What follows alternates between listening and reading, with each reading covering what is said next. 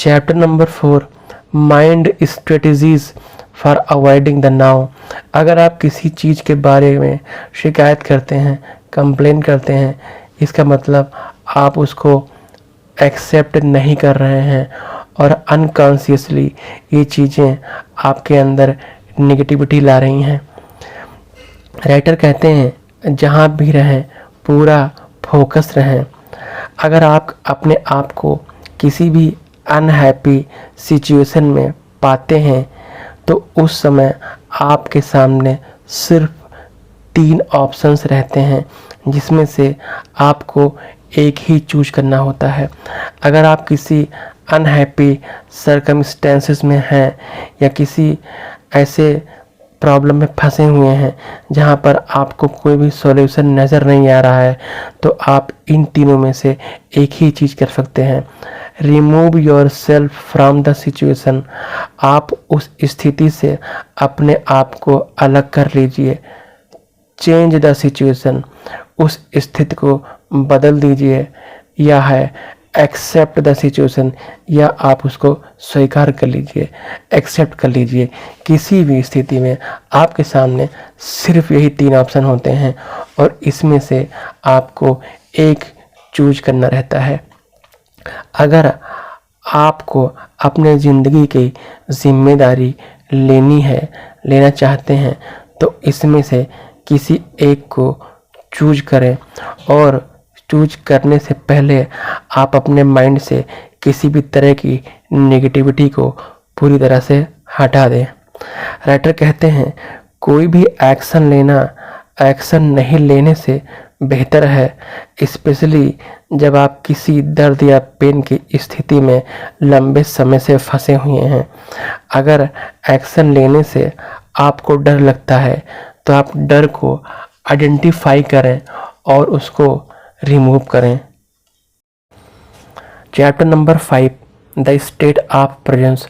Writer कहते हैं presence का मतलब बी अलर्ट, मीन्स अभी आप अपने माइंड में जो भी सोच रहे हैं, जो आपके माइंड में चल रहा है, इसको आप देखें और ये भी देखें कि आपके माइंड में नेक्स्ट थॉट, अगला विचार कब आएगा। जब तक आपके माइंड में कोई नेक्स्ट थॉट, अगला विचार नहीं आता है तब तक आप प्रेजेंट में हैं। इसका मतलब अब आप हायर कॉन्शियसनेस में हैं। जैसे ही आप लो कॉन्शियस होंगे आपके माइंड में थॉट्स आना स्टार्ट हो जाएंगे। जैसे ही विचार आपके माइंड में आएगा आप विचारों की दुनिया में खो जाएंगे और आप अपने वर्तमान से भटक जाएंगे। आप अपने वर्तमान में रहकर ही ज़िंदगी की खूबसूरती का एहसास कर सकते हैं।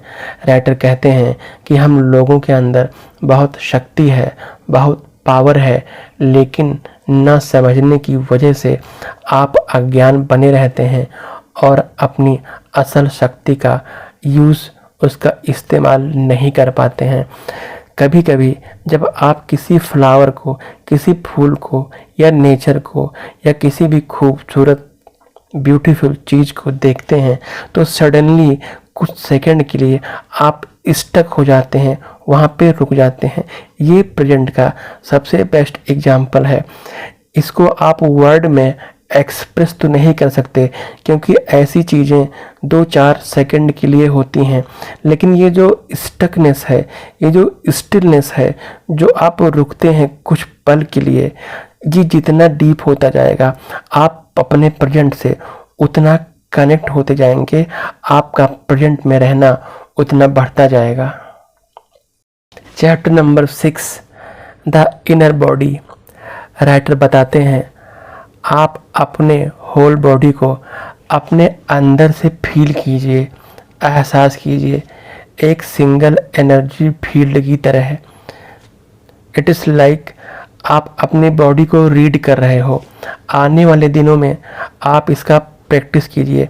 जब आप कभी कहीं किसी का वेट कर रहे हैं तब आप ये काम कीजिए। आप इसको अपनी आदत बना लीजिए, अपनी हैबिट में ढाल लीजिए और जितना हो सके उतना प्रैक्टिस कीजिए। जब आपका फोकस आपके इनर बॉडी पर होगा, इमीडिएटली तुरंत आप प्रेजेंट में आ जाएंगे। अटेंशन इन प्रेजेंस का मतलब किसी चीज़ के बारे में सोचना नहीं होता है। इसका मतलब है just observe the emotion, feel it and accept things as it is. आपको बस देखना है, बस सिर्फ देखना है, कोई जजमेंट नहीं करना है, कोई ब्लेम नहीं करना है, रिसेंटमेंट या नेगेटिविटी नहीं होनी चाहिए। बस जो जैसा हो रहा है उसको वैसे ही वॉच करना है। अगर आपको कभी किसी टाइम ये डिफ़िकल्ट लगता है तो सबसे इजी जो तरीका है, आप इनर बॉडी में खुद को कंसंट्रेट नहीं कर सकते हैं तो सबसे इजी और आसान तरीका है कि आप अपने सांसों पर, ब्रेथ पर, आते जाते सांसों पर फोकस करें, जिससे आप अपने प्रेजेंट में वापस आ जाएंगे। लगातार नेगेटिव सोचने से आपके अंदर एक नेगेटिव एनर्जी फील्ड बन जाती है और ऐसा इसलिए होता है कि आप प्रेजेंट में नहीं हैं, आप पास्ट या फ्यूचर के बारे में सोच रहे हैं। राइटर कहते हैं आपकी जो पेन बॉडी है वो किसी रूप में एंग्री या सैडनेस या एंजाइटी इसको जागृत करके आप पर हावी होना चाहती है, इसको एक्टिव नहीं होने देना है। जैसे अगर आपके अंदर गुस्सा आता है, गुस्से का वाइब्रेशन आता है तो तुरंत ही आप गुस्सा हो करके और उससे जुड़ी हुई सारी चीज़ों के बारे में सोचने लगते हो कि किसने क्या किया, कैसा बिहेव किया। जागरूक रहने से, अलर्ट रहने से आप इस चीज़ से बच सकते हो। आप उसके बारे में सोचो नहीं, जजमेंट मत करो, उसकी समीक्षा मत कीजिए, बस शांत रहिए, पीसफुल रहिए और दृष्टा होकर के उसको सिर्फ देखिए। कोई रिएक्शन नहीं करना है आपको। पेन बॉडी का मतलब है कि अतीत या पास्ट में जो घटनाएं घटी हैं वो आपको बार बार याद आ रही हैं और अगर उन्हें याद करते रहेंगे आप बार बार तो आप हमेशा पास्ट में रहेंगे। इसलिए इस चीज़ से बचने के लिए आपको ये फार्मूला अपनाना है और प्रेजेंट में अपने आप को बार बार इस मेथड से लाना है। चाहे आप अपने फोकस अपनी बॉडी पे लाइए और चाहे अपने ब्रेथ या सांसों पे लगा के आप अपने पास्ट या फ्यूचर से प्रेजेंट में वापस आ सकते हैं। Chapter 7 portals into the unmanifested. Writer कहते हैं कि अगर आप अपने संबंधों में प्रेम और प्रेम का अपोजिट गुण देखते हैं, जैसा कि आपने देखा होगा लोग कई बार किसी के साथ प्रेम में होते हैं और कभी उसी के साथ क्राइम या मर्डर जैसी चीज़ों में इन्वॉल्व हो जाते हैं, तो ये प्रेम नहीं है। क्योंकि अगर आपका किसी से प्रेम है तो उसके प्रति प्रेम का विपरीत गुण नहीं हो सकता।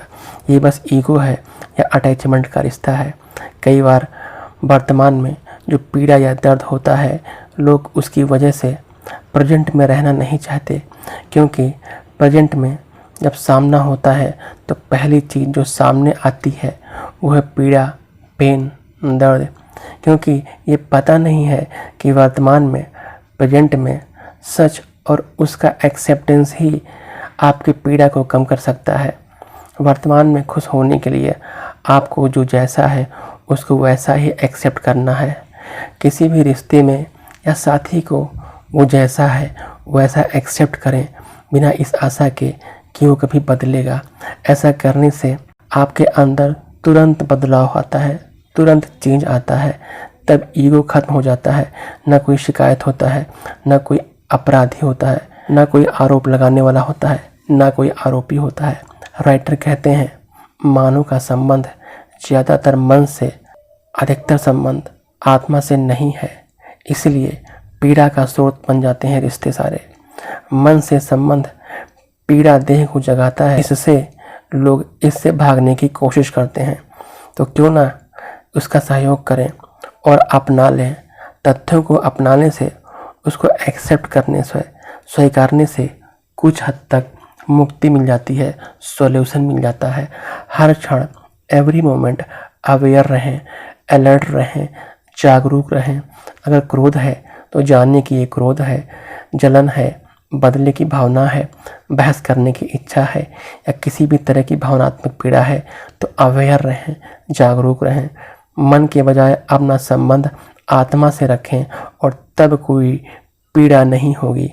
तुम्हें सिर्फ इस क्षण को एक्सेप्ट करना है, स्वीकार करना है, बस इसी की आवश्यकता है। जो अब है उससे जब तुम पूर्ण रूप से समर्पित हो जाते हो, पूर्ण रूप से उपस्थित हो जाते हो, तब अतीत में कोई शक्ति नहीं रहती, कोई पावर नहीं रहता। तब एकाएक सडनली अचानक एक गहन डीप शांति का भाव आपके अंदर उत्पन्न हो जाता है।